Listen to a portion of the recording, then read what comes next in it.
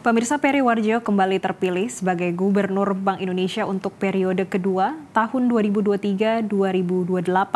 Peri dianggap berhasil menjaga inflasi dan meningkatkan pertumbuhan ekonomi Indonesia selama masa pandemi. Untuk masa periode kedua, Peri memaparkan 7 strategi utama dalam memimpin Bank Indonesia kedua kalinya. Di antaranya penguatan kebijakan keuangan antar lembaga melalui KSSK dan menerbitkan digital rupiah. Apakah strategi Peri menjawab tantangan pasar keuangan saat ini dan 5 tahun ke depan? Kita akan membahasnya bersama Guru Besar Fakultas Ekonomi Universitas Negeri Jakarta, Bapak Haryo Kuncoro. Bapak Haryo, pertama-tama saya ingin tahu tanggapan Bapak terkait dengan terpilihnya Peri Warjio untuk periode di 2023 hingga 2028. Apakah benar ini bisa membawa moneter kita jadi lebih baik dan juga ekonomi untuk 5 tahun ke depan pertumbuhannya juga bisa cukup baik, Pak? Oke, terima kasih. Ini BI transisi dari undang-undang lama ke undang-undang yang baru P2SK. Jadi Pak Peri diharapkan bisa smooth dalam membawa transformasi menuju ke tugas barunya. Sebelumnya tugasnya hanya stabilisasi, sekarang amanat undang-undang yang baru mengamanatkan tambahan yaitu stabilitas sistem keuangan dan pertumbuhan ekonomi yang inklusif. Nah, inilah yang menjadi tantangan Pak Peri 5 tahun ke depan dengan landasan yuridis yang berbeda, tugas yang lebih diperluas. Oke, dengan beberapa inisiatif yang sudah dilakukan Peri Warjio dalam periode sebelumnya atau periode pertama, apakah ini akan lebih mudah untuk merealisasikannya, Pak, untuk di periode kedua? Oke, nah kebijakan yang menjadi otoritas Bank Indonesia adalah otoritas moneter, sistem stabilitas keuangan, dan sistem pembayaran. Tiga hal ini semakin lama, semakin menuju ke sini semakin terkait. Nah, kebijakan yang dilakukan oleh BI untuk menuju 5 tahun ke depan akan menjadi semakin mudah ketika itu ada landasan yuridis yang kuat yang memberikan mandat untuk itu. Saya ambil contoh tentang kebijakan moneter, tentang keuangan. Keuangan masuk ke sistem stabilitas keuangan dan nantinya akan ke sistem pembayaran. Tiga-tiganya ini berada dalam satu koridor di mana Pak Peri akan membuat membuat fondasi yang kuat untuk menuju ke sana. Jadi tantangan ke depan akan lebih mudah untuk menunjukkan urgensi dari kebijakan moneter dalam menuju ke stabilisasi dan pertumbuhan ekonomi. Kira-kira itu. Oke, Pak Haryo, akan lebih mudah di periode kedua untuk menjalankan inisiatif yang dilaksanakan pada periode pertama. Tapi Pak, saya ingin bertanya dari sisi stabilitas dan juga digitalisasi. Apakah ini akan menjadi PR yang paling besar di 5 tahun ke depan ini, Pak? Oke, Pak Peri sudah menargetkan tahun 2024 digital rupiah selesai. Artinya apa? Masih ada proses berikutnya. Di masa kepemimpinan Pak Peri sudah meletakkan dasar white paper tentang digital rupiah. Bulan depan, Juli atau Juni, konsultatif paper. Pada akhirnya akan menjadi proof policy sebelum diedarkan betul menjadi digital rupiah. Jadi beberapa tahun ke depan atau dalam jangka pendek ini tentang sistem pembayaran yang berbasis pada uang digital akan segera terrealisir. Inilah nilai plus dari Pak Warjio dari periode pertama, tinggal melanjutkan menjadi lebih mudah di periode kedua. Pak, tapi untuk CBDC ini tentu masih memiliki jalan panjang, karena kalau kita ketahui sebetulnya saat ini masih ditanyakan arahnya akan kemana sih? Apakah benar demikian, Pak? Oke. Yang saya dengar itu ya tahun 2024 digital rupiah sudah selesai, artinya terrealisasi. Nah, masalahnya adalah yang menjadi persoalan bagi kita semua adalah tingkat akseptansi. Kita belum terbiasa dengan uang digital. Kita pasti menggunakan uang kartal, uang kertas, dan uang logam. Baru kemudian uang elektronik. Nah, sama-sama uang dalam bentuk yang tidak kelihatan, tidak kasat mata, tetapi ini yang versi digital.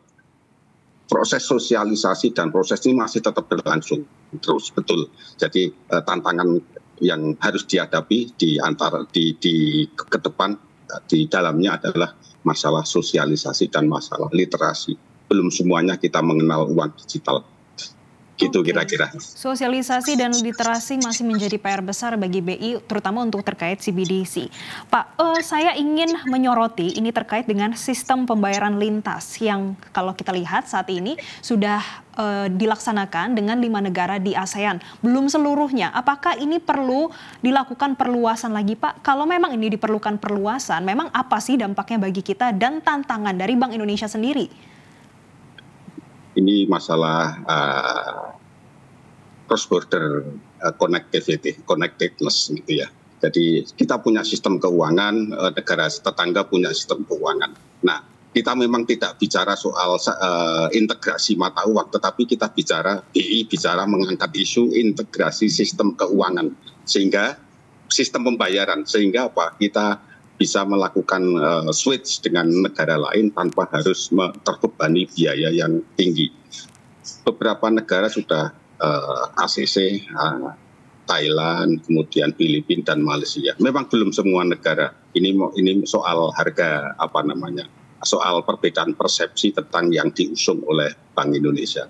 Nantinya akan ke depan sistem itu akan menuju konvergensi gitu ya. Jadi sistem yang satu yang diusung oleh BI punya negara lain akan menuju ke satu titik di mana itu akan terkoneksi. Persoalannya adalah masalah belum ada political will dari beberapa negara untuk masuk ke dalam sistem. Ini belum dipayungi oleh peraturan yang ada di level ASEAN kali ya, sehingga masih parsial perjanjian antar dua negara. Oke, perluasan dari itu untuk negara-negara ASEAN, kemudian juga CBDC ini juga masih perlu disikapi lebih lanjut lagi. Pak, kami ingin membahas terkait dengan DHE dan juga inflasi. Ini beberapa kebijakan terakhir untuk DHE saja, Pak. Ini dinilai masih belum signifikan untuk membawa devisa hasil ekspor itu sendiri. Dan kalau kita pantau nilai tukar rupiah ini juga masih terus mencatatkan pelemahan. Memang apa sih Pak yang menyebabkan DHE ini masih dinilai belum cukup kokoh, Pak? DHE ini yang terkena aturan itu adalah yang hasil pengelolaan sumber daya manusia. Rencananya mau diperluas ke produk industri, tapi belum clear. BI kemudian sudah sesuai dengan schedule-nya per 1 Maret memberikan term deposit untuk DHE. Pokok persoalannya adalah status DHE. DHE ini adalah memang dana nganggur yang disimpan di bank luar negeri atau kan memang modal kerja atau semacam jaminan untuk di sana sehingga transaksi ekonomi di luar negeri menjadi lebih mudah. Kalau statusnya adalah dana nganggur dalam tanda petik dana nganggur, maka itu bisa diselesaikan dengan sistem insentif yang bentuknya term deposit, memberikan iming-iming suku bunga yang kompatibel dengan negara lain. Tapi iming-iming suku bunga ini belum bisa membuat DHE ini benar-benar bertahan untuk falas di dalam negeri, Pak. Realisasinya sampai saat ini kita lihat nilai tukar rupiah masih di 15.300, bahkan beberapa hari terakhir masih di 15.500, Pak.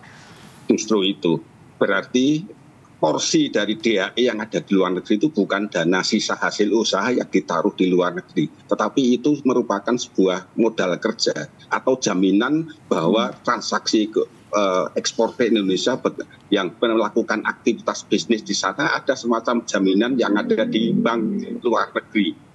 Kalau statusnya seperti itu, maka itu tadi insentif berupa suku bunga yang menarik kompatibel dengan suku bunga luar negeri menjadi tidak atraktif lagi.